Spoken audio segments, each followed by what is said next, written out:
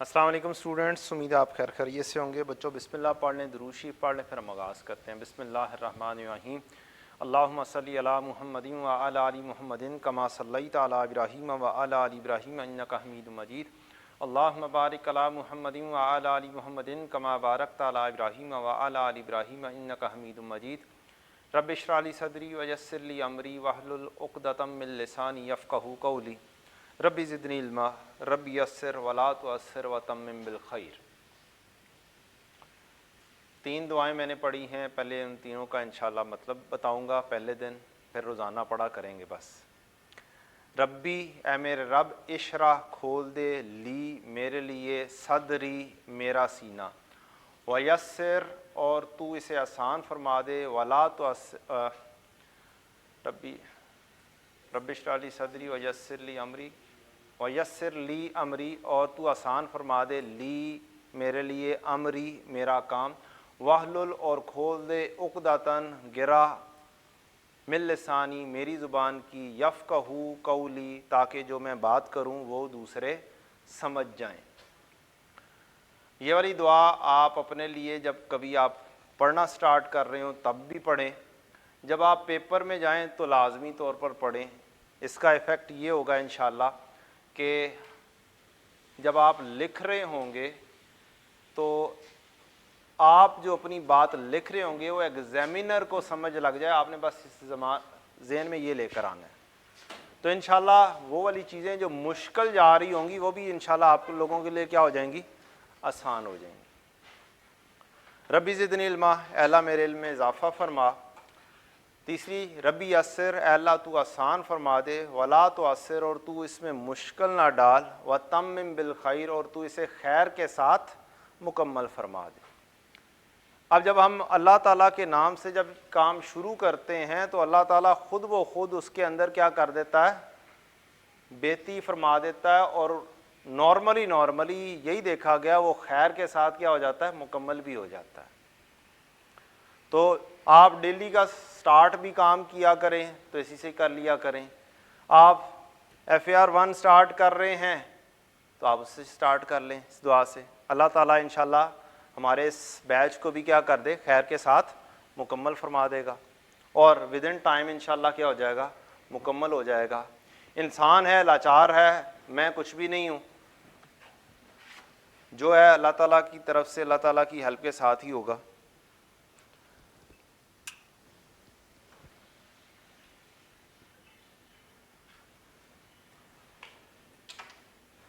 जी, तो क्या रीज़न्स हैं आप लोगों के हिसाब से फेलियर की? रीज़न ऑफ फेलियर क्या है?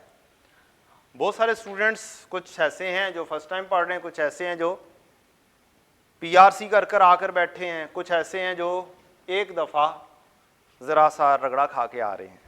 कोई टेंशन वाली बात नहीं है। What are the reason of failures? जब तक हमें यही नहीं पता होगा तो हम क्या करेंगे जी? क्या रीज़न है? कोई नहीं बताना। इनसफिशिएंट प्रैक्टिस, ठीक हो गया जी। नंबर 1 रीज़न ऑफ फेलियर में आपकी आ गई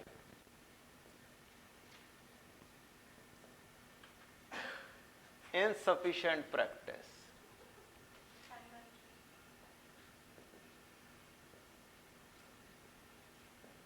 number 1। Number 2 time management. Time management in routine या टाइम मैनेजमेंट इन पेपर?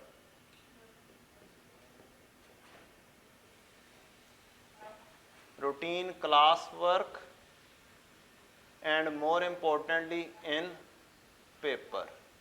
और जी, टेस्ट ना देना और आई कैप, बहुत बड़ी रीज़न, ठीक है जी। और क्या? टॉपिक सही समझ ना लग रहा हो। टॉपिक कंसिस्टेंसी, आपके अंदर कंसिस्टेंसी नहीं है। और जी, टेस्ट मैनेज नहीं होता। स्ट्रेस मैनेजमेंट, ठीक है जी, स्ट्रेस मैनेज नहीं हो रहा। और भी आवाज आई थी। हाँ, टीचर का अच्छा ना होना। यह तो सीधा सीधा वसीम अकरम के उत्ते हिट की है जी।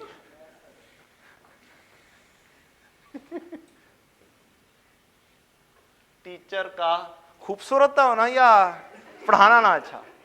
टीचर का अच्छा ना होना। और रिवीजन ना करना।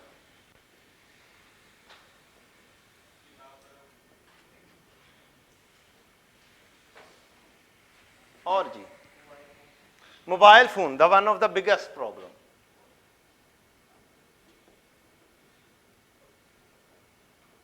सबसे बड़ी बुराइयों की जड़। और जी, लेक्चर छोड़ देना। लेक्चर्स ना लेना, पेंडिंग, आज नहीं कल कर लेंगे, ऑनलाइन ले लिया है और जब 31 तारीख आएगी, जब पेपर हमारा कोर्स खत्म हो जाएगा तब मैसेज आएगा, सर 40 लेक्चर रहते हैं, क्या पॉसिबल है? या 35 लेक्चर रहते हैं, क्या आप भी पॉसिबल है? और ऐसे ऐसे मैसेज भी सुने हैं, देखे हैं, पढ़े हैं, सर 60 लेक्चर रहते हैं, क्या हो सकता है? और चीज आई कैप के पेपर देना, तो यार वो तो देने ही है, वो तो देने ही है। उसी के अंदर तो फेलियर सोच रहे हैं कि जी किस वजह से हो सकती है, क्या पॉसिबिलिटीज हो सकती हैं इन फेलियर्स की।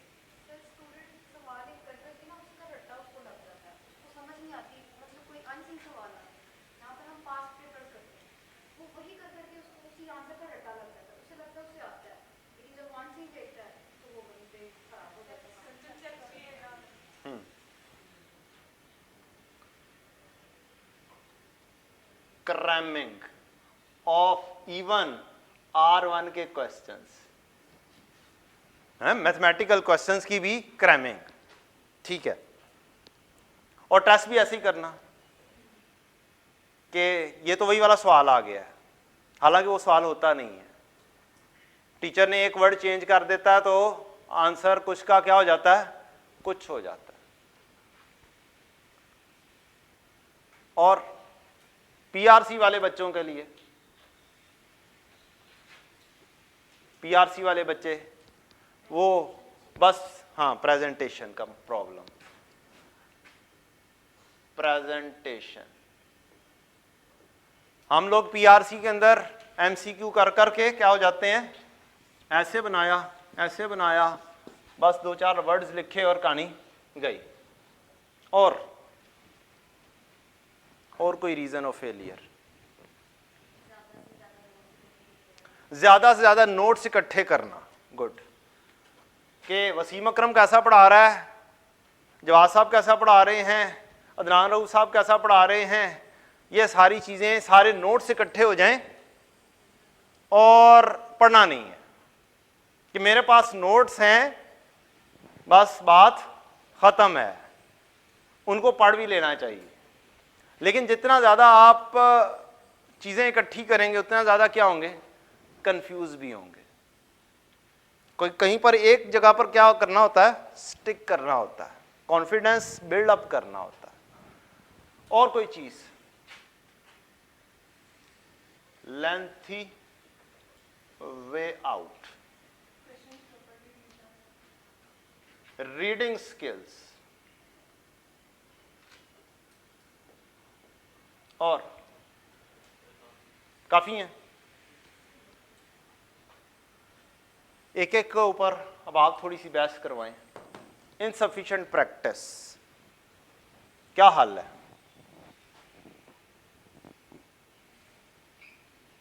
अच्छा चले, मैं सवाल पूछता हूं खास तौर पे उन स्टूडेंट से जो रह गए हैं, जो फर्स्ट टाइम पे नहीं है।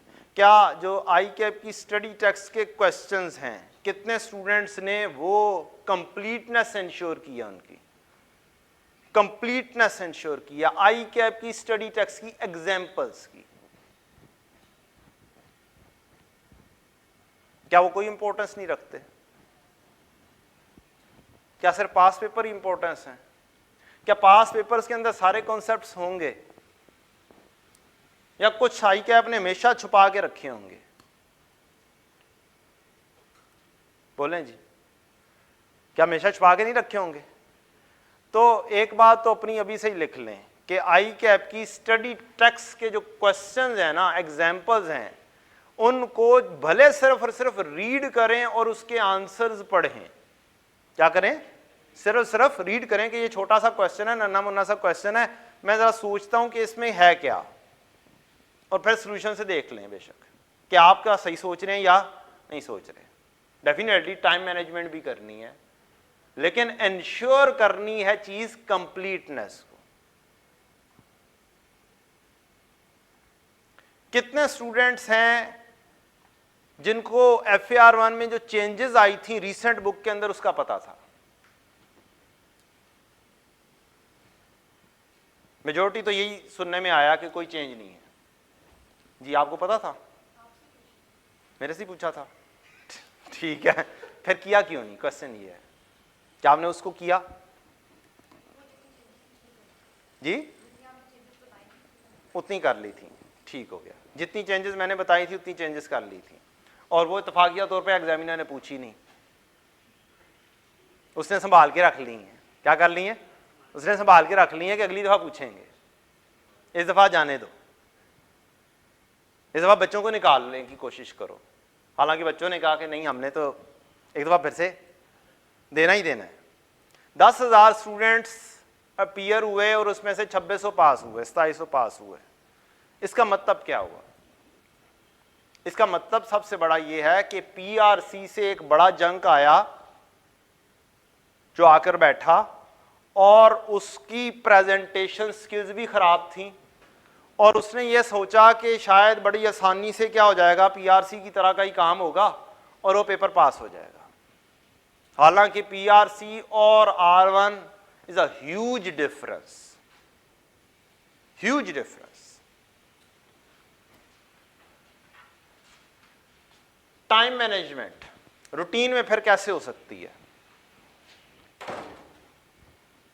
क्या हम लोगों में से क्या मेजॉरिटी ऐसी नहीं है जो रात को जाग के पढ़ने की कोशिश करती है, जो ये सोचती है कि रात को सुकून होता है, रात को 2-2 बजे तक, 3-3 बजे तक हम लोग बैठ के पढ़ने की कोशिश करते हैं, पढ़ते नहीं हैं? ये हर किसी ने अपने आप को खुद असेस करना है। मैंने तो कुछ पॉइंट्स हाईलाइट करने हैं। हम लोग कहते हैं कि R1 करनी है, जरा कानों में क्या होना चाहिए, एक अदद सांस म्यूजिक चलना चाहिए। मेजॉरिटी की बात कर रहा हूं मैं, सबकी बात नहीं कर रहा। मैं खुद भी ये हरकतें करता रहा हूं, मुझे पता है, मैं भी इसी फील्ड से ही आया हूं। मैं भी शुरू से शायद ऐसा नहीं था, या ऐसा होने के बावजूद भी हु नोस, शैतान कभी भी आ सकता है। तो एक बात याद रखें, जब आपकी डिस्ट्रैक्शन साथ मौजूद होगी, आपकी इफेक्टिवनेस क्या हो रहेगी? कम रहेगी। फिर हम लोग कहते हैं हमने रात को जाग कर पढ़ना है, और हम लोग बाज़ औक़ात कॉफ़ी पी रहे होते हैं, बाज़ औक़ात हम चाय पी रहे होते हैं। यार बड़ा दिल कर रहा है चाय पीने को, अच्छा मैं चाय पी कर आता हूं, फिर आके पढ़ूंगा। दिन के वक्त सारा दिन लेजी रहते हैं, इज इट सो? सारा दिन लेजी रहते हैं। रात को 3 बजे सोएंगे, सुबह 9 बजे उठेंगे, 10 बजे उठेंगे, ना नींद पूरी होगी, ना इफेक्टिव स्टडी होगी, ना ही काम होगा। आप अपनी हैबिट चेंज कर कर देखें। मेरे उस्ताद कहते होते थे, जिनसे मैंने अकाउंटिंग पढ़ी CA फाइनल में, वो कहते थे अपने लिए बेस्ट वक्त चूज करें। तब आर्टिकल्स का मसला होता था ना, कि वह 9 बजे से लेके 5-6 बजे तक आर्टिकल्स में रहना होता है, और हम लोग कहते हैं कि यार हमें टाइम नहीं मिलता CA फाइनल वाले पढ़ने के लिए। तो उसका हाल बड़ा अच्छा सा बताया उन्होंने, कहा कि जी अपने लिए क्या चूज करें? बेस्ट वक्त चूज करें। मीन्स रात को सो जाएं, सुबह सुबह फजर के वक्त उठें, फजर की नमाज पढ़ें, अल्लाह का जिक्र करें और बैठ जाएं पढ़ने। अब सुबह आप 6 बजे से लेकर 9 बजे तक पढ़ें और फिर फर्म में चले जाएं, मीन्स आपने इफेक्टिवली अपने बेस्ट आवर्स क्या कर लिए, चूज कर लिए। अब फर्म में जितना मर्जी रगड़ा दे लें, आपने काम अपना कर लिया हुआ। तो यही चीज आप अपनी हैबिट चेंज कर कर देखें, अपने लिए क्या करें, बेस्ट वक्त का चूज करें। और सुकून सुबह सुबह भी मिलेगा आपको, और सुकून रात के वक्त भी शायद मिलेगा कि खामोशी होती है।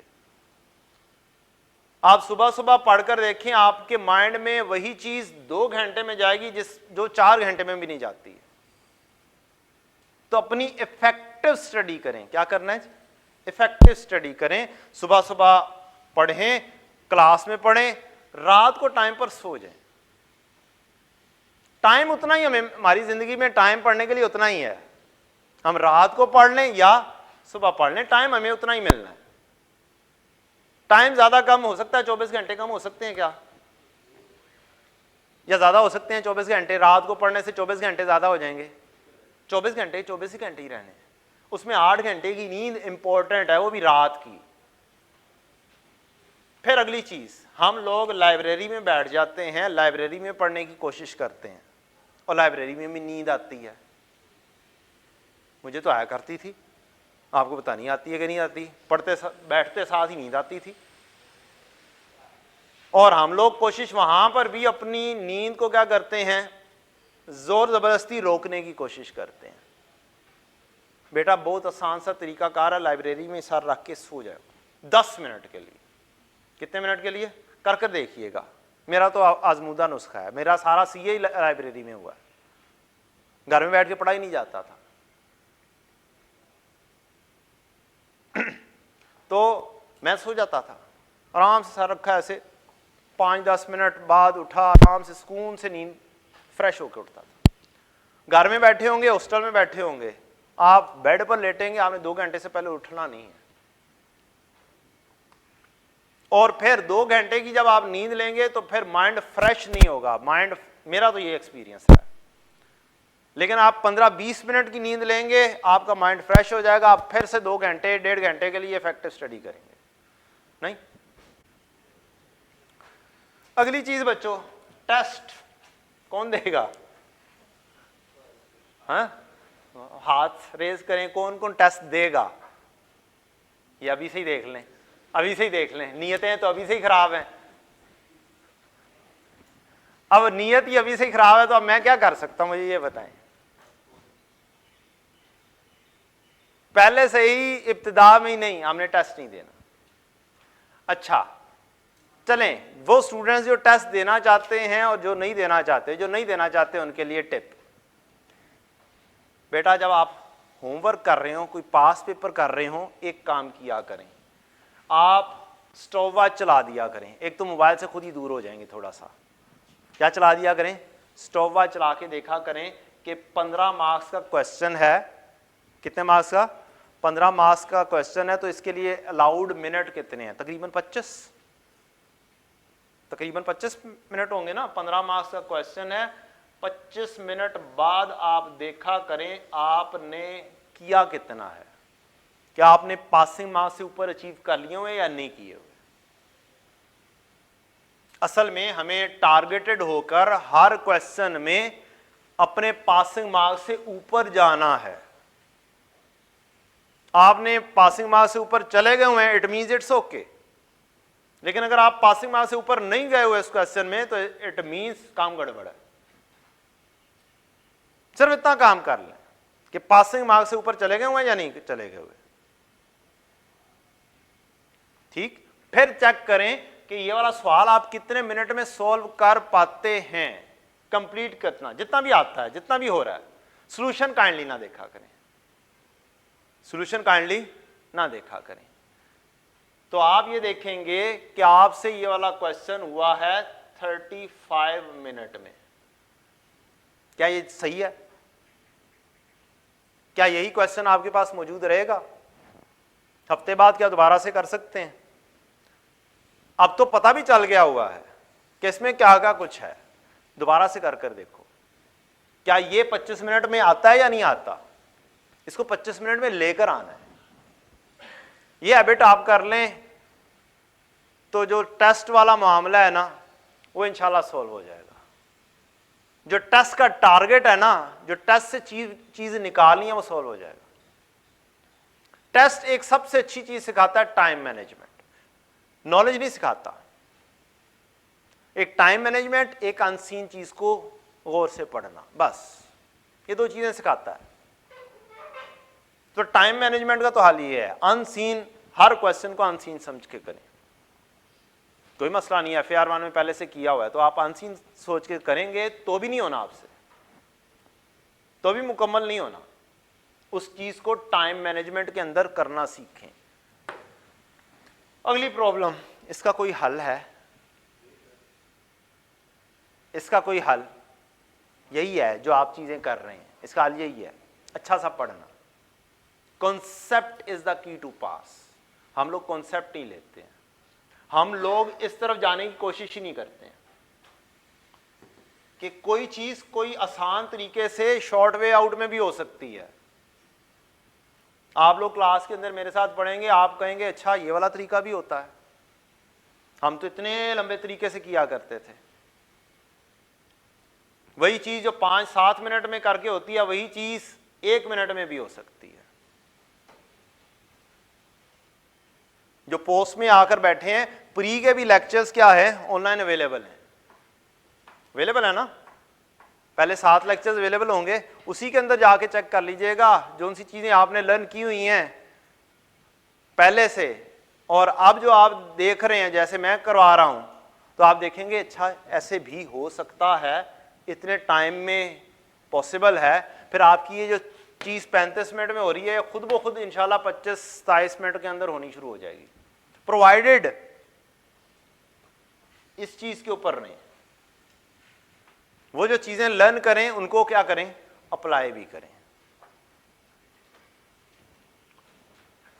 तो इसका मसला तो आपने खुद हल करना है। टॉपिक, ये क्या चीज थी भला? टॉपिक्स पूरे ना करना या समझ ना आना।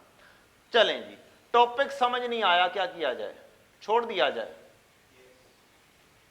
What a beautiful answer, yes, छोड़ दिया जाए, खैर है। और आई कैप के अंदर जब आप जाएं तो 20 मार्क्स का एक बड़ा सा क्वेश्चन छलांग मार के वहां पे मौजूद हो, उसको भी छोड़ दें, बड़ा सुकून हो जाएगा। 80 मार्क्स में से 50 लेने होंगे, फिर आप भी कहेंगे मुझे क्यों निकाला, यही कहेंगे ना। तो फिर ऐसे नहीं करना ना।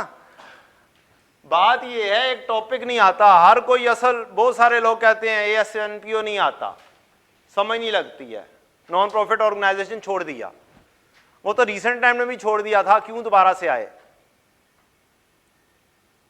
वो तो नहीं आया था। इसका मतलब है मसला सिर्फ उस एक टॉपिक में नहीं है, मसला ज्यादा जगहों पर है। हम यही कहते कहते ये टॉपिक नहीं है छोड़ दो, ये टॉपिक नहीं आता छोड़ दो। तो जब टॉपिक ज्यादा हो जाएंगे तो फिर क्या होगा? कोई एक खाली एक टॉपिक हो ना, उसमें भी ग्रिप ना होना और करना ही ना में बहुत फर्क है। हर मुश्किल टॉपिक में आसान मार्क्स छुपे होते हैं, क्यों नहीं करते हो? हर मुश्किल टॉपिक में आसान मार्क्स छुपे होते हैं। कंसिस्टेंसी कौन करेगा? मैं मैनेज कर सकता हूं क्लास के अंदर रूटीन में आके, आप मैनेज कर सकते हैं क्लास में रूटीन में आके। एक जमाना था जब ऑनलाइन का रिवाज था ही नहीं, जब क्लास में एडमिशन ले लिया तो क्लास में आना ही आना है। तो आप इस तरीके से इसको कंसिस्टेंसी पे लेकर आ सकते हैं कि आप कोई क्लास खाली ना छोड़ें। आप ये तसव्वुर करें कि आपके पास ऑनलाइन की ऑप्शन है ही नहीं, बेशक भले ले लो एहतियाती तौर पर, खुदा ना खास्ता कोई बहुत अनहोनी हो जाए तो उसको जरूरत पड़े तो इस्तेमाल कर लो, या एंड पर कोई टॉपिक रिवाइज करना है तो उसके लिए ले लो। अदरवाइज कंसिस्टेंसी आप लूज ही तब कर लेंगे जो ही आपने कहा कि मेरे पास तो लेक्चर हैं, कोई मसला नहीं है, फिर वही वाला सिलसिला शुरू हो जाना है, 30 लेक्चर पेंडिंग, एक पेंडिंग हुआ, फिर आपने ये सोचना है यार कल वाला लेक्चर तो लिया नहीं, आज मुझे समझ नहीं लगेगी, अच्छा मैं आज का भी और कल का भी ना इकट्ठा ले लूंगा, अब 2 इकट्ठे हो गए।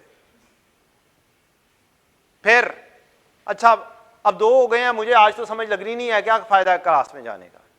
हालांकि बहुत सारे टॉपिक्स होते हैं जो इंडिपेंडेंट होते हैं, जो थोड़ा सा लिंकिंग के साथ आते हैं, और खास तौर पे उन स्टूडेंट्स के लिए जो पोस्ट में आते हैं, उन्होंने तो आधा सा पढ़ा होता है, उनके लिए तो ये प्रॉब्लम होती नहीं है कि उसको समझ नहीं लगनी है,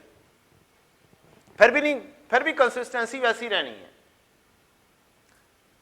पेपर देने के हमारे बल्कि फेल होने के तकरीबन 15 दिन, 10 से 15 दिन हमारी कंसिस्टेंसी रहती है, और उसके बाद हम कहते हैं अच्छा यार ये भी पढ़ा हुआ है टॉपिक, हमें आता है, और हम क्या करते हैं, नहीं आते। हालांकि क्लास में आ जाएंगे वही चीज रिवाइज भी हो जाएगी, आपकी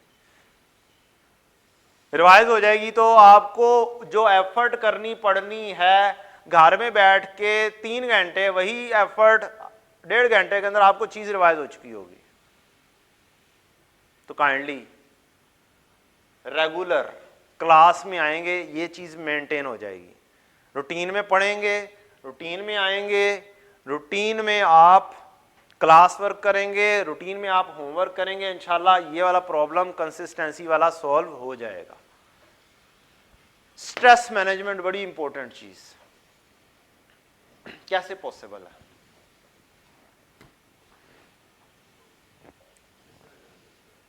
नशा करके हैं, सोकर, सूटा ला के,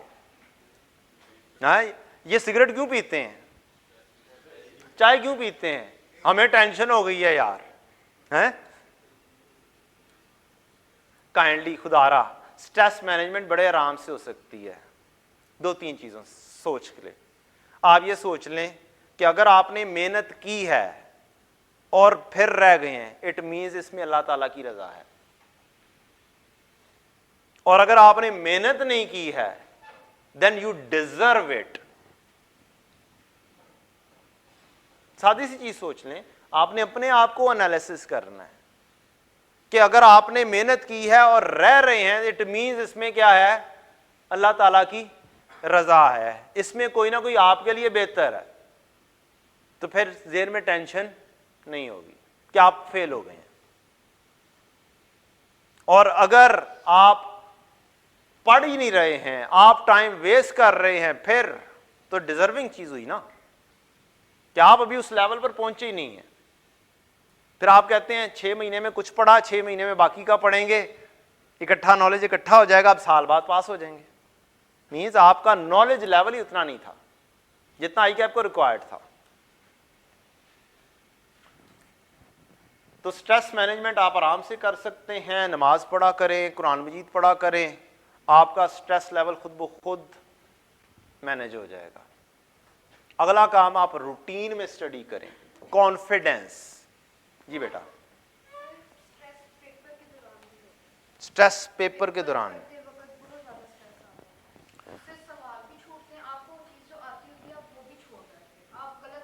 बिल्कुल सही कहा, बिल्कुल सही कहा, मैं खुद इस फेज से गुजरा हुआ हूं, मुझे पता। पेपर का स्ट्रेस एक डिफरेंट स्ट्रेस है और रूटीन का स्ट्रेस एक डिफरेंट स्ट्रेस है। पेपर का स्ट्रेस है 3 घंटे के अंदर पेपर को मुकम्मल करना, यही है ना। आपने बेटा जो क्वेश्चन चूज किए थे वो कैसे किए थे? अच्छा, जो टॉपिक सबसे अच्छा आता था, क्या उसका आसान क्वेश्चन आया हुआ था या मुश्किल आया हुआ था? मुझे आसान लगा था, मैंने उसमें से मैक्सिमम जितने मार्क्स सिक्योर कर सकती थी। ठीक हो गया। क्या आपने ये वाली चीज की थी कि 25 मिनट टारगेट है, चलो 30 मिनट लग गए और 30 मिनट बाद छोड़ दें इस क्वेश्चन को? नहीं, आपने ये काम नहीं किया था, नहीं किया था ना। आपने क्या किया था, मुझे ये टॉपिक बहुत अच्छा आता है और इसके मैंने 45 मिनट दे दिए, और जब आपने देखा कि टाइम जा रहा है और दूर चला गया, और फिर क्या हुआ, आपसे पेपर मुकम्मल नहीं हुआ। ऐसे ही है, आप 1.5 घंटे बाद ही आपको लगा होगा यार अब तो टाइम बहुत क्या रह गया है, थोड़ा रह गया, और मेरा पेपर अभी 60 मार्क्स का रहता है, 65 मार्क्स का रहता है, मैंने 2 घंटे में सिर्फ 35 मार्क्स किए हैं और 1 घंटे में मैंने 60 मार्क्स का करना है, तो आप पैनिक नहीं होंगे तो और क्या होंगे? होंगे कि नहीं होंगे? होंगे ना। तो तरीकाकार रूटीन में ये बनाए, रूटीन में ये प्रैक्टिस करनी है आपने। और अगली चीज, हम लोग टाइम लगाते हैं उन चीजों पर पेपर में जिन चीजों पर टाइम अभी लगाना चाहिए। मसलन मैं टाइम वेस्ट किया करता था पेपर में बैठ के कि ये वाला सवाल आ गया, मैंने सवाल शुरू करना है तो कैसे करना है। मुझे नहीं पता आप लोगों के साथ ये काम होता है या नहीं होता। सवाल करना है शुरू, तो कैसे करना है, कहां से करूं, उसका एक तरीकाकार है। क्लास के अंदर मेरी कोशिश होती है इन रूटीन मैं जितने भी पास पेपर करवाऊं वो इस तरीके से करवाऊं जिन स्टेप्स के ऊपर आपको क्वेश्चन को परफॉर्म करना है पेपर में। मींस कम से कम आप ये चीज से निकल जाएंगे कि मैं क्वेश्चन स्टार्ट करूं तो कहां से करूं। रिवैल्यूएशन का सवाल आया था बेटा पेपर में, कैसे शुरू किया था आपने? मेजॉरिटी को सबसे अच्छा आता होता है रिवैल्यूएशन का सवाल।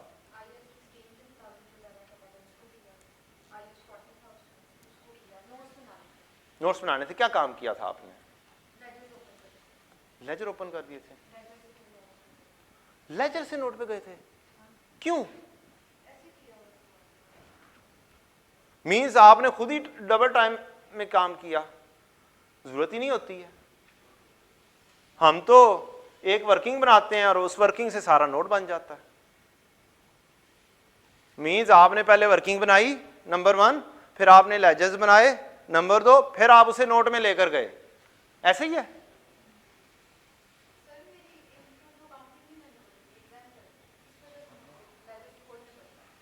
नहीं, लाजमी नहीं है बेटा। आप तरीके से चलेंगे नहीं, आपका ये मसला हल हो जाएगा।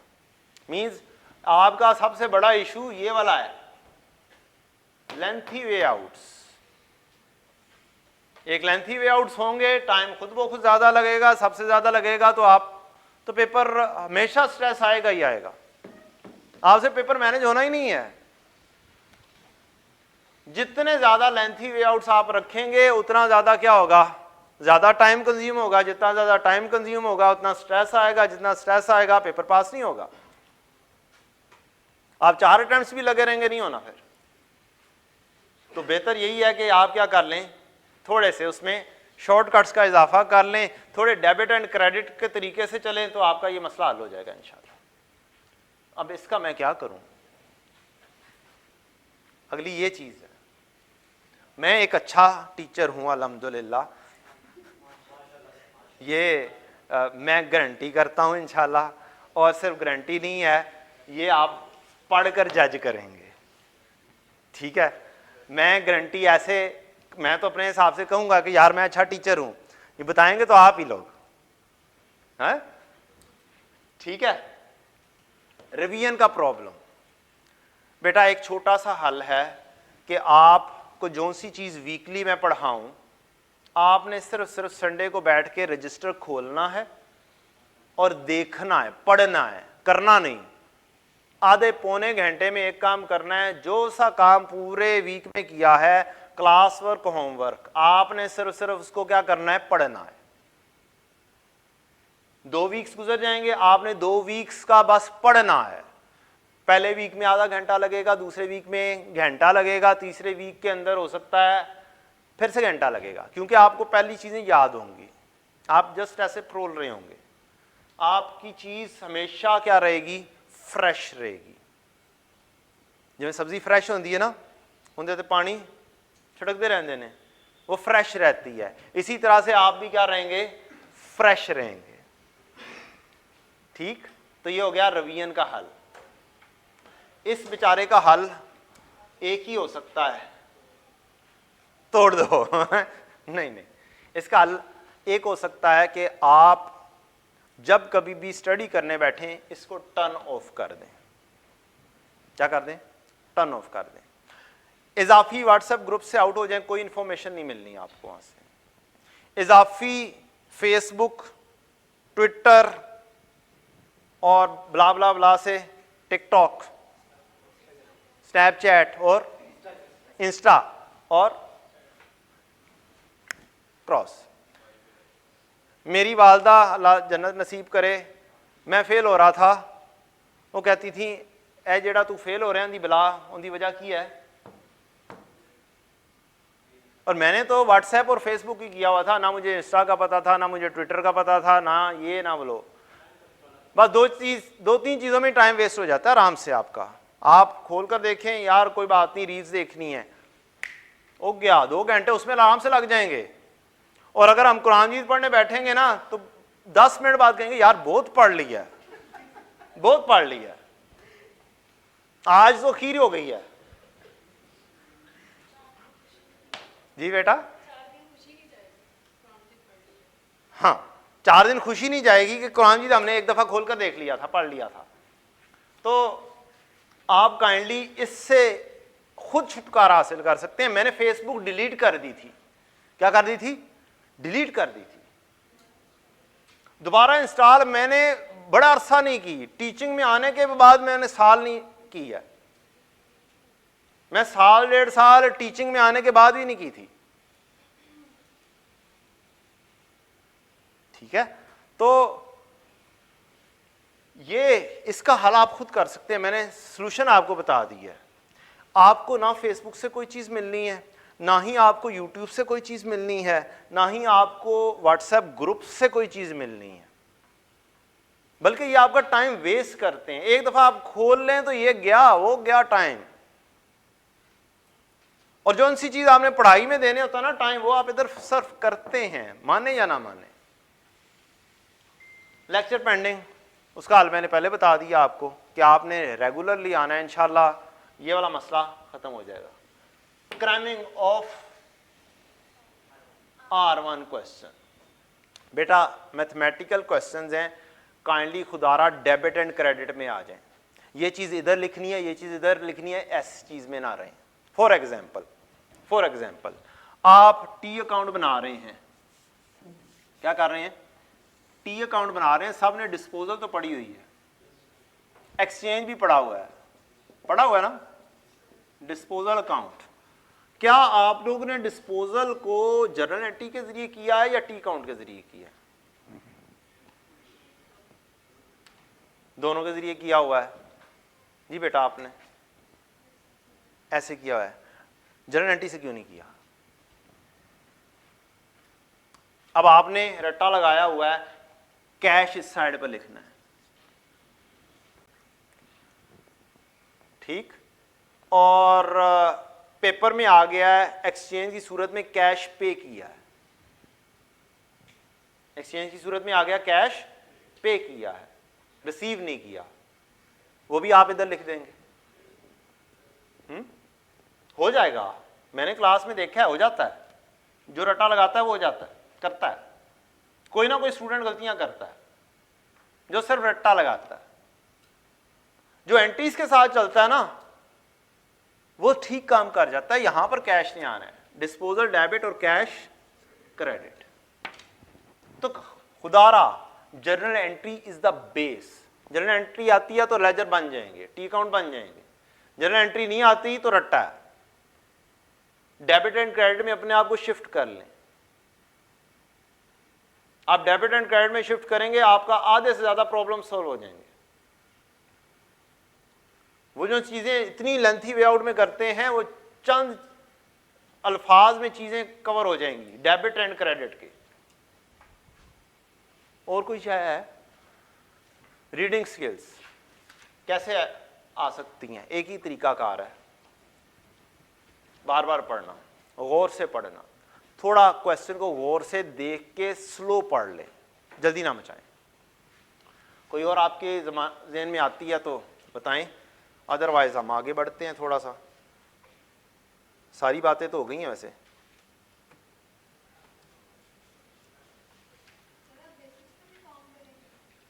मैं बेसिक्स पर भी काम करूंगा। हाँ जी बेटा, बात ये है कि अभी हमने स्टार्ट किया हुआ है रीवैल्यूएशन, रिसेंटली स्टार्ट करवाया मैंने। मैंने पहले बेसिक्स ही IS 16 की बेसिक्स ही मेजरली करवाई हैं। बेसिक से पहले ITA की रिवीजन करवाई है, फिर 2-3 दिन बाद फिर उनको एडिशन करवाई, फिर 1-2 दिन उनको डिस्पोजल करवाई, फिर एक्सचेंज करवाया, फिर चेंज इन एस्टीमेट करवाया, और फिर मैं रीवैल्यूशन पर आया हूँ। रीवैल्यूशन का हम टी अकाउंट बनाना सीख चुके हुए हैं। रीवैल्यूएशन का अब मैं वर्किंग करवा के डायरेक्टली नोट बनवाना पिछले लेक्चर में सिखाया है। क्या करना? वर्किंग से डायरेक्टली नोट बनाना सिखाया है। अब मैंने उसी को आगे लेकर चलना है। उसके बाद क्या होगा, जो ही हमारी जरूरत पड़ेगी प्रोविजन फॉर डाउटफुल डेट को रिवाइज करना, मैं पहले उसको रिवाइज करवाऊंगा, फिर लेकर आऊंगा R1 के अंदर। जहां पर एरर्स आ जाते हैं पहले मैं पिछली चीज को रिवाइज करवाऊंगा, मसलन इन्वेंट्री को रिवाइज करवाऊंगा, फिर मैं R1 की चीज करवा रहा हूँ। तो ITA की रिवीजन मैं इकट्ठी नहीं करवाऊंगा कि मैं पहले कहूँगा यार ये ITA की रिवीजन है। जहां जहां पे उसकी जरूरत होगी मैं वहां पर करवा रहा हूँ। तरीके से चलेंगे, ये कोई तरीका कार नहीं है मैं पहले ITA की रिवीजन करवाना शुरू कर दूं और उसका कोई फायदा ही ना महसूस हो, और 4 बंदे कहें यार ये क्या करवा रहा है। उससे बहुत बेहतर है कि मैंने एक काम करवाना है, मैं 15-20 मिनट में भी वो चीज रिवाइज करवाऊंगा, आगे मैं R1 का काम करवा दूंगा इंशाल्लाह।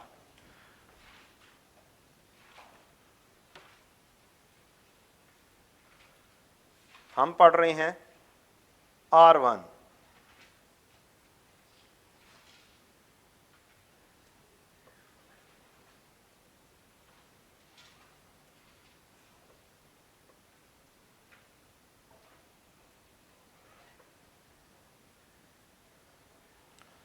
अच्छा जी,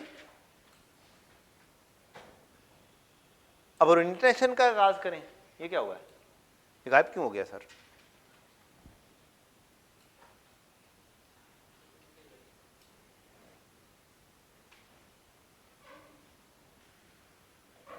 भाईजान कदरदान मेहरबान, आ गया?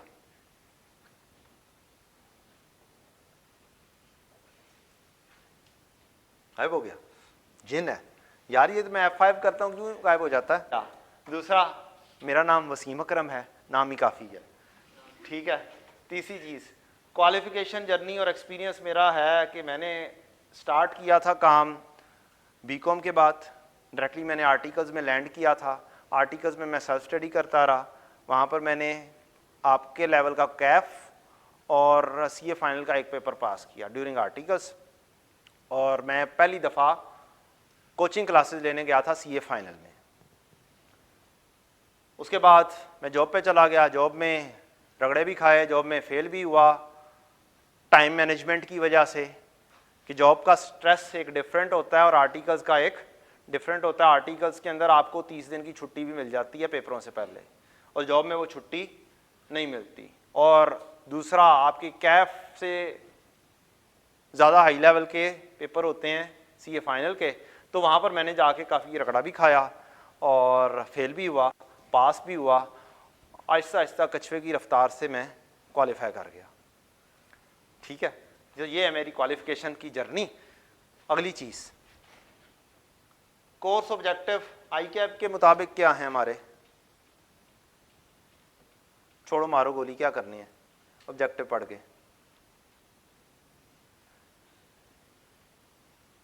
ये देखो कि आपके टॉपिक्स हैं कौन कौन से। आपका IS 1 है, statement of changes in equity है।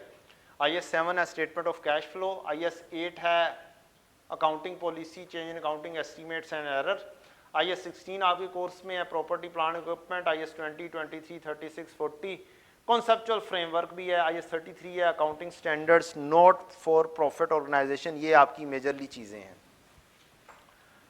असल चीज़ के ऊपर आते हैं, कोर्स आउटलाइन, ग्रिड्स और चैप्टर्स इसमें कौन कौन से हैं। ये सबसे इंपॉर्टेंट एरिया जो स्टूडेंट इसके ऊपर एम्फेसिस नहीं करते हैं।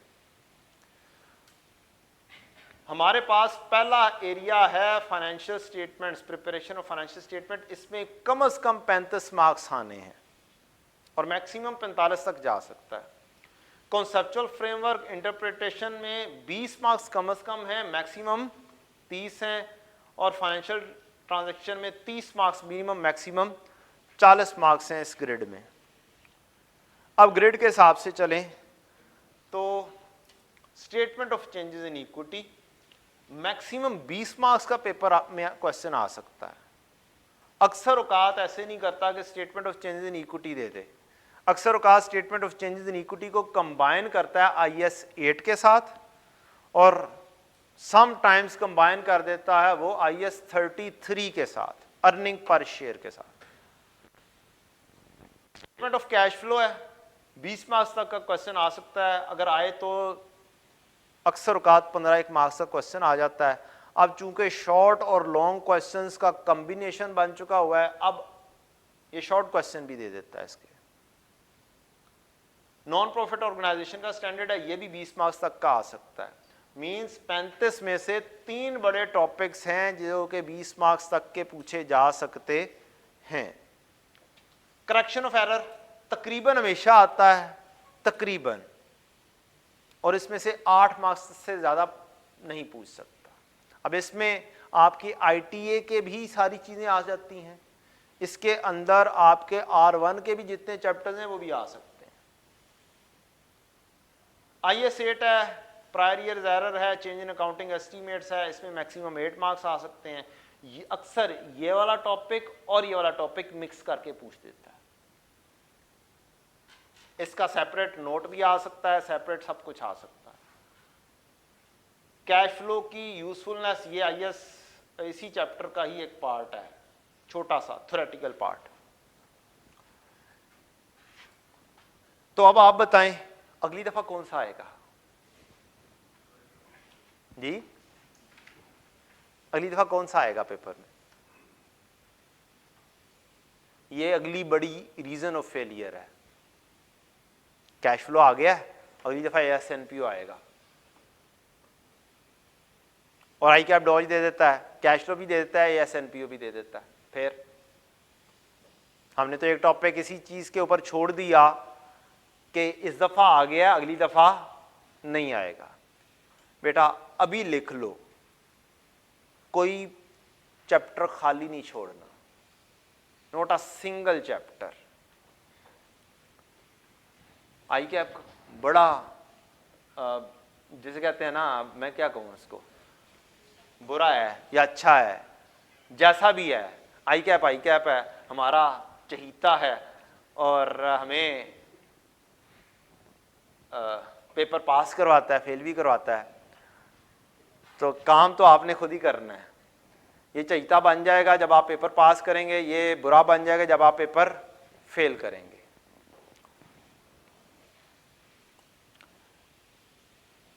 इस ग्रिड को किसने बहुत इंपॉर्टेंस दी थी? इस ग्रिड को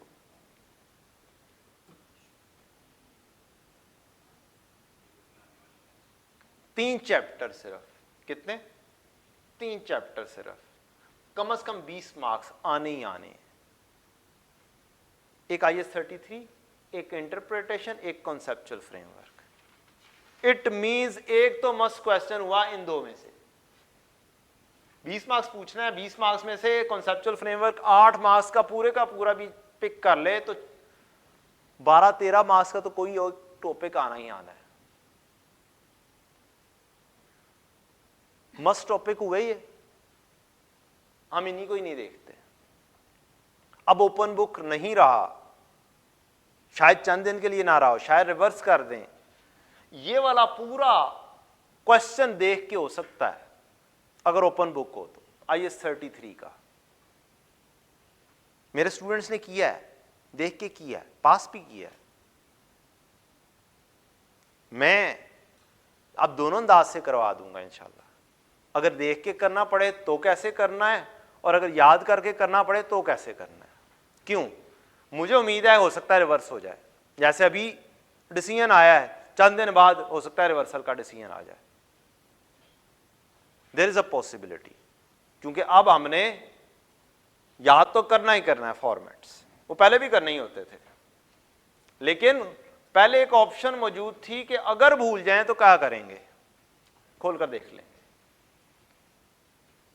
याद तो अब भी करना है, याद पहले भी करना था, अब पहले सिर्फ ये सहूलत थी कि देख के कर सकते हैं, चीज भूल जाएं, कोई स्टेप भूल जाएं तो देख सकते हैं। अब वो ऑप्शन किसी हद तक खत्म हो गई है, तो हमने तो करना ही है। लेकिन ये मस्ट टॉपिक्स हैं, 3 टॉपिक्स में से आपके 25 मार्क्स हो जाएं तो कोई बुरा है। इससे पिछले टॉपिक्स कितने थे? 1 2 3 4 या 5 टॉपिक्स थे, और वो भी मुश्किल वाले, और ये आसान वाले हैं। स्टूडेंट इसको रट्टा लगाते हैं इंटरप्रिटेशन को, हालांकि रट्टा लगाने की जरूरत ही नहीं है, कॉन्सेप्ट्स क्लियर करने की जरूरत है। मैं इंशाल्लाह आपको सिखाऊंगा कि इंटरप्रेट करना कैसे है और लिखना कैसे है। चंद अल्फाज अच्छे वाले याद करने होंगे, बाकी सब कुछ क्या है? कॉन्सेप्चुअल है। मींस रट्टा कोई चीज नहीं है, क्रैमिंग कोई चीज नहीं है। क्रैमिंग में क्या होता है? जो इंटरप्रेट करना होता है, जो अल्फाज लिखने होते हैं, क्रैमिंग में आप क्या करते हैं? गलत जगह पर गलत चीज फिट करते हैं। जब आप गलत चीज फिट कर देंगे तो काम गड़बड़ होगा। क्विक रेशो है, करंट रेशो है, सिर्फ उनको समझ लगेगी जिन्होंने पहले पढ़ा हुआ है। जिन्होंने पहले नहीं पढ़ा उनको कोई बात नहीं समझ लगेगी जो मैं अभी बात करने लगा हूं। क्विक रेशो है, करंट रेशो है, उसके अंदर इन्वेंट्री का डिफरेंस है। सिर्फ एक बच्चा रट्टा लगाकर शायद सोचेगा यार इन्वेंट्री का फिट कर देते हैं क्विक रेशो में, वो आनी नहीं है वहां पे, तो एग्जामिनर क्या कहेगा? कहेगा ना चवल मारी ये, यही कहेगा ना, वो यही कहेगा कि इसको बेसिक कॉन्सेप्ट का भी नहीं पता। तो बेसिक कॉन्सेप्ट जब आप रट्टे के ऊपर जाएंगे तो आप गलतियां कर जाएंगे। आखिरी ग्रेड है, IAS 16 भी आएगा, 40 भी आएगा, 36 भी आएगा, 20 भी आएगा, 23 भी आएगा। कोई एक भी टॉपिक खाली नहीं जाने देना उसने, नॉट अ सिंगल टॉपिक। खाली अगर कोई जाने दे सकता है तो वो सिर्फ और सिर्फ पहला ग्रेड है, जिसके अंदर कोई थोड़ी बहुत चॉइस हल्की फुल्की अगर छोड़ दे तो छोड़ दे।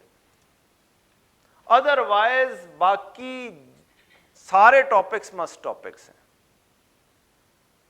यहां पर कोई शायद वाली बात है कि यार ASNPO पूछ ले कि कैश फ्लो ना पूछे, या कैश फ्लो पूछ ले ASNPO ना पूछे, या पूछे तो MCQs में जाके पूछ ले। बाकी सारे टॉपिक्स आपके ग्रेड बी, ग्रेड सी एक मस्ट टॉपिक है। आए जनाब, ये आपका पेपर का एनालिसिस। क्या जी? पेपर का एनालिसिस। जरा देखें गौर से, ये ऑटम 23 के मार्क्स हैं। कैश फ्लो 18 मार्क्स का, ASNPO 3 मार्क्स का, 9 मार्क्स का प्रायर ईयर के साथ आया हुआ है, करेक्शन ऑफ एरर 8 मार्क्स आए हुए हैं। Statement of changes in equity 2 marks की दी है उसने, 40 मार्क्स पूरे किए हैं पहले ग्रेड में से। दूसरे ग्रेड में से कितने मार्क्स पूरे किए हैं? 26। उसने IAS 33 भी दिया, उसने रेशो भी दी है। कॉन्सेप्चुअल फ्रेमवर्क 1 मार्क्स पे रहा। तीसरे ग्रेड में चले जाएं तो 34 मार्क्स उसने यहां से पिक किए हैं। IAS 16 को IAS 40 के साथ कंबाइन किया है, फिर उसने इन्वेस्टमेंट प्रॉपर्टी को बाकी 1 मार्क्स रखा, 7 marks government grant, 6 marks borrowing cost, 3 marks impairment. कोई एक टॉपिक भी खाली नहीं, कोई एक भी टॉपिक खाली नहीं। यहां पर चले जाएं तो ये यूजफुलनेस जो कि IAS 7 का ही एक पार्ट है वो बस खाली है, बाकी कोई चैप्टर खाली नहीं है। मींस सिलेक्टिव स्टडी पॉसिबल ही नहीं है। इधर आ जाएं तो इधर उसने IAS 8 और statement of changes in equity को कंबाइन किया था। इससे पिछले स्प्रिंग 23 में उसने ASNPO का बड़ा क्वेश्चन पूछा था, कैश फ्लो में से 5 MCQ के अंदर मार्क्स दे दिए थे, छोड़ा फिर भी नहीं उसने, करेक्शन ऑफ एरर को छोड़ दिया था बस उसने। और पिछली 5 या 4 अटेम्प्ट्स को देखें तो करेक्शन ऑफ एरर 8 मार्क्स पर है, एक अटेम्प्ट में उसने नहीं दिया बस। बाकी तमाम अटेम्प्ट्स में करेक्शन ऑफ एरर एक मस्ट टॉपिक के तौर पर जा रहा है। इससे पीछे जाएंगे तो भी आपको कैश फ्लो मुसलसल नजर आ रहा है, आपको SNPO भी मुसलसल नजर आ रहा है, और हम कहते हैं SNPO नहीं आता। करेक्शन ऑफ एरर भी मस्ट आ रहा है। Statement of changes in equity वैसे ही IAS 33 के साथ भी मिक्स हो जाता है और है भी आसान टॉपिक। तो फिर इट मीन्स यहाँ पर भी सारे टॉपिक्स मस्ट टॉपिक हुए, यहाँ पर भी सारे टॉपिक मस्ट टॉपिक हुए, और यहाँ पर भी सारे टॉपिक मस्ट टॉपिक हुए।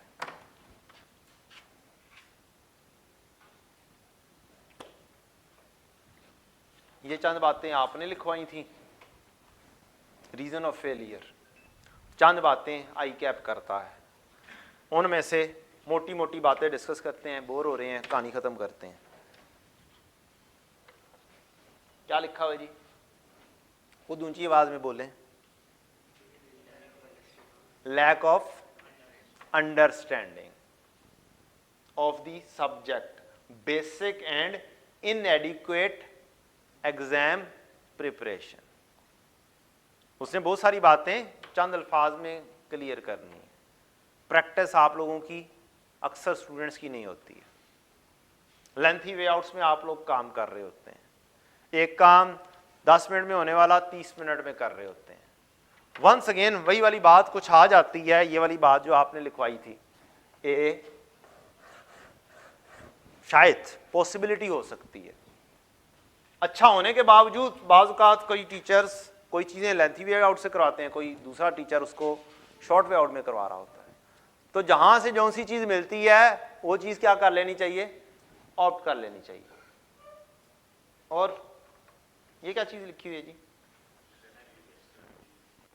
सिलेक्टिव स्टडी करते हैं आप लोग, और मैंने अभी आपको दिखा दिया है कि सिलेक्टिव स्टडी तो पॉसिबल ही नहीं है पास करने के लिए। Examinee struggling to obtain the easy marks available in the paper which could have been achieved with just basic preparation of the topic. Means अगर आपको सारे टॉपिक्स अच्छे से बेसिक ही आते हैं ना, तो उसमें से ही आप उस टॉपिक में से आसान मार्क्स कैरी निकाल सकते हैं। आप हर क्वेश्चन काइंडली सिर्फ और सिर्फ अचीव कर लें अपने passing marks with in due time, आप पास हो जाएंगे। हम लोग क्या कोशिश करते हैं कि हमें ये वाला टॉपिक ज्यादा अच्छा आता है, हम इसका तो फुल क्वेश्चन कर देंगे, बाकी टॉपिक नहीं छेड़ने। एक छोटी सी मिसाल, 2 स्टूडेंट्स हैं, टोटल मार्क्स हैं 20, 10-10 मार्क्स का क्वेश्चन है।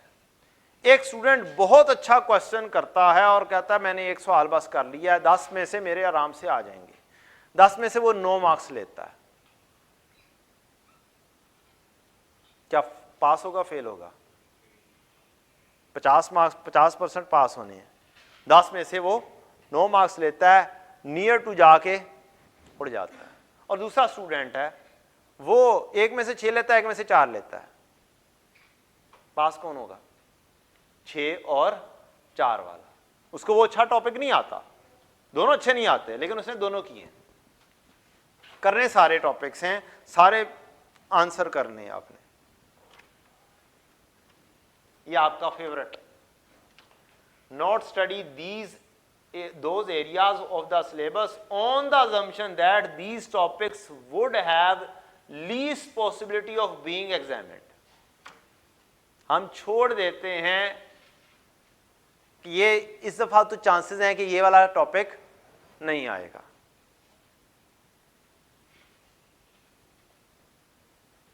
लें जी, examinee perform well in section A comprising of short question, but the performance in the section B was poor except one question. Reason of failure कुछ मैंने कंबाइन की हुई हैं। बेसिक कॉन्सेप्ट्स आप सही तरीके से कवर नहीं करते, बेसिक कॉन्सेप्ट्स क्लियर नहीं हैं, लैक ऑफ कॉम्प्रिहेंसिव स्टडी या सिलेक्टिव स्टडी करते हैं, इनएडिक्वेट प्रैक्टिस रखते हैं, पुअर प्रेजेंटेशन स्किल है, पर्टिकुलरली R1 के स्टूडेंट्स के लिए कि पुअर प्रेजेंटेशन स्किल्स जो कि एबिलिटी ऑफ कम्युनिकेट करने में किरदार अदा करती है, आप इफेक्टिव कम्युनिकेट नहीं करते। एग्जाम्शन इम्पैक्ट, ये मेरा नहीं है कमेंट, ये ICAP का कमेंट है कि एग्जाम्शन लेके ITA की आ जाते हैं और फिर क्या होता है, बेसिक कॉन्सेप्ट्स वीक, और फिर R1 में एक दफ़ा फेल, दूसरी दफ़ा फेल, तीसरी दफ़ा फेल, अनलेस एंड अनटिल कि आप डेबिट एंड क्रेडिट स्ट्रॉन्ग कर लें। ओवरलुकिंग प्रीवियसली टेस्टेड टॉपिक्स, आप छोड़ देते हैं जो पिछली दफ़ा टेस्ट हुए हैं topic.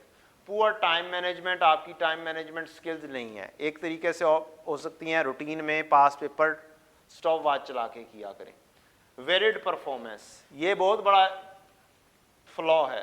Performance of examinee varied significantly across answer script with some scoring exceptionally well, बहुत अच्छा 10 में से 9 marks, and other scoring very low. This suggests a lack of consistency in the level of preparation among students. Consistency नहीं है, incomplete paper, students paper incomplete छोड़ देते हैं। एक एग्जामिनर का कमेंट ये भी है, long calculation and time management. हम अक्सर लॉन्ग कैलकुलेशंस करते हैं जबकि वही चीज़ शॉर्टली हो सकती है। आप लोग क्लास में एविडेंट कर लेंगे इंशाल्लाह। बुक कौन सी यूज़ होनी है? हमारी ये प्यारी सी 2 बुक्स हैं, एक R1 की, एक R2 की। दोनों में आई कैप की स्टडी टेक्स्ट की एग्जांपल्स भी हैं, आई कैप की स्टडी टेक्स्ट के नोट्स भी हैं, पास पेपर भी हैं। पास पेपर आई कैप की बुक से कहीं ज़्यादा हैं, एग्जामिनर कमेंट्स भी हैं, उसके साथ मार्किंग स्कीम्स भी हैं, और साथ साथ क्या है कि जो आई कैप ने चेंजेस की हुई हैं वो भी इसमें मौजूद है। ये उसके ग्रिड हैं। इंशाल्लाह अब चूंकि बुक ओपन बुक नहीं रहा फॉर द टाइम बीइंग, तो मैं क्या करूंगा, इंशाल्लाह मैं आपको थ्योरी कंपाइल कर दे दूंगा। इंशाल्लाह पूरे सिलेबस की थ्योरी इंशाल्लाह इकट्ठी कर कंपाइल कर एक बंच में इकट्ठी करवा के कोई जनवरी के महीने में कंपाइल करके रखवा दूंगा। मीनवाइल बुक से हम पढ़ रहे होंगे थ्योरी भी, और लेकिन एंड पर आपको इंशाल्लाह कंपाइल होकर भी मिल जाएगी। अब फ़िलहाल स्टैंडर्ड्स हेल्प की फ़ायदा कोई नहीं है डिस्कस करने का। इसके बाद ये चीज़ आ जाती है कि हमने प्रोसीड कैसे करना है। One of the main important task, start हमने जो बैच किया था 4 अक्टूबर से किया था प्री का, और अब हमारा है रोल ओवर बैच। क्या है रोल ओवर में क्या हुआ है, कैसे मैं कैटर कर दूंगा वो वाली चीज़ें भी जो मैंने अभी तक पढ़ाई हैं। मैंने स्टार्ट किया था पीपीई इंट्रोडक्शन टू अकाउंटिंग की रिवीजन से, फिर मैं पीपीई का addition, disposal, exchange, change in estimate, ये 4 मेन टॉपिक्स हैं। इसके पास पेपर्स भी बहुत सारे हमने किए। हमने पीपीई को एसेट अकाउंट को WDV मेथड पर कैसे बनाना है वो भी किया। तो ये काम हमने किया हुआ है। रीवैल्यूएशन को स्टार्ट हुए 3-4 दिन हुए हैं और हमने रीवैल्यूएशन स्टार्ट की हुई है। आज आपका दिन कौन सा है? 6 ओरिएंटेशन हम रीवैल्यूएशन कर रहे होंगे, शायद 3 दिन 4 दिन 5-6 दिन मैं चला रहा हूँगा यहाँ तक। उसके बाद हम IAS 36 शुरू करेंगे, फिर IAS 40 पर जाएंगे। IAS 40 के बाद हम IAS 20, 23 करते हुए फिर मिक्स क्वेश्चंस करेंगे। यहाँ पर फिर हम कुछ प्रीवियस टॉपिक्स भी रिवाइज कर रहे होंगे। मसलन ये वो वाले दिन हैं 4 तारीख से लेकर सैटरडे तक। इस तारीख में प्री बैच की एक हिसाब से छुट्टियां होंगी, मींस मिड टर्म्स हो रहे होंगे। इसके अंदर मैं IAS 16 की कुछ रिवीजन करवा दूंगा, प्रीवियस टॉपिक्स कुछ डिस्कस करूंगा। प्री वाले भी आकर बैठना चाहें बैठ सकते हैं, कोई मसला नहीं, हमारी रिवीजन चल रही होंगी। IAS 16 की रिवीजन पे कोई ख़ास टाइम नहीं लगना। मैं यहाँ पर रिवैल्यूएशन करवाते हुए, ये चीज़ें करवाते हुए भी बहुत सारी चीज़ें डिस्कस हो जाएंगी। पोस्ट वालों को ऐसा पता भी नहीं चलेगा कि वो चीज़ें डिस्कस हो गई हैं। प्री वालों की भी रिवीजन हो जाएगी, पोस्ट वालों की भी रिवीजन हो जाएगी। ये एक वीक ऐसा है जिसके अंदर वो वाली चीज़ें, वो वाले शॉर्टकट्स जो हमने सीखे हैं वो यहाँ पर डिस्कस हो जाएंगे इंशाल्लाह। Statement of changes in equity शुरू करेंगे। उसके बाद statement of changes in equity को कंबाइन करूंगा IAS 8 के साथ। फिर आईएस अर्निंग पर शेयर होगा, फिर इन तीनों को कंबाइन करके क्वेश्चंस होंगे। IS 8 statement of changes in equity. इंशाल्लाह जिस तरतीब से जनरली ये कॉन्सेप्ट है, आईएस 8 में ये वाला कॉन्सेप्ट मर्ज होता है, फिर आईएस 33 के अंदर ये वाले दो कॉन्सेप्ट्स मर्ज होते हैं। तो एंड पर हम इन तीनों सारों को मर्ज करके भी कर रहे होंगे। एक दो क्वेश्चन है, एक हमारा R1 का क्वेश्चन है, एक पुराना R2 का क्वेश्चन है, और एक आधा क्वेश्चन आपके टेस्ट में एडअप हो जाएगा इंशाल्लाह। तो एक अच्छी प्रैक्टिस हो जाएगी। रेशियोज की कैलकुलेशन सिखाऊंगा, इंटरप्रिटेशन बाद में करना सिखाऊंगा। पहले आप रेशियो की कैलकुलेशन करके अपने आप को कैलकुलेशन में क्या कर लेंगे, स्ट्रॉन्ग कर लेंगे। फिर एनपीओ करवाते हुए दरमियान में भी इंटरप्रिटेशन सिखाई जा सकती है, और इसको ज़रा अर्ली कर लेंगे, मीन्स जनवरी के स्टार्ट पर हम तकरीबन शुरू कर लेंगे। फिर एंड पर होगा स्टेटमेंट ऑफ कैश फ्लो, क्योंकि स्टेटमेंट ऑफ कैश फ्लो एक ऐसा चैप्टर है जिसके अंदर हर किस्म का टॉपिक जम हो सकता है। मीन्स आईएस 20, 23, 36, 40, आईएस 16, ये सारे टॉपिक्स किस में जम हो सकते हैं, स्टेटमेंट ऑफ कैश फ्लो में हो सकते हैं। तो ये वाला टॉपिक हमारा एंड पर होगा, ताकि हमें बार बार जाकर एक चीज़ को ना देखना पड़े। कैश फ्लो पहले करवा दूं और पता चले वो वाले टॉपिक बाद में जा रहे हैं, तो फिर गड़बड़ होगी।